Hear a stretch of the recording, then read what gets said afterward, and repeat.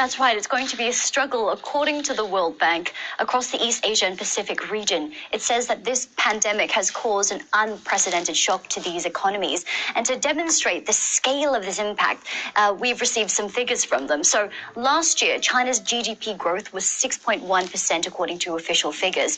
But the World Bank says this year, because of the outbreak, that will be halved, more than halved, to 2.3%. And a worst case scenario is that growth could slow by as little as 0.1%. And for the rest of the region, it was 5.8% last year. And this year, it will be 2.1%, according to the World Bank, and potentially even slow minus 0.5%. And equally, when it comes to poverty, as we heard in that package previously, millions could be plunged into poverty. Before the pandemic, 35 million people were expected to be lifted out of poverty.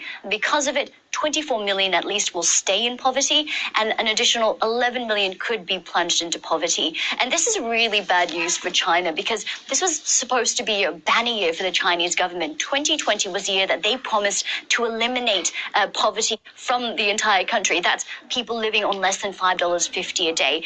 And according to official figures, they had been making great strides. In 2012, there were 100 million people or so living in poverty in China.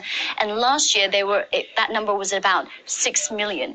But now analysts say because of this outbreak, that target will be impossible to meet for China, because this outbreak has had a devastating impact on China's economy. We know in February, the country was brought to a standstill and manufacturing activity contracted for the first time in 30 years. But of course, there are other countries in this region which are even more vulnerable to the economic impact of this pandemic, and particularly countries which rely on tourism, for example, who rely on trade, countries which have an informal workforce, and also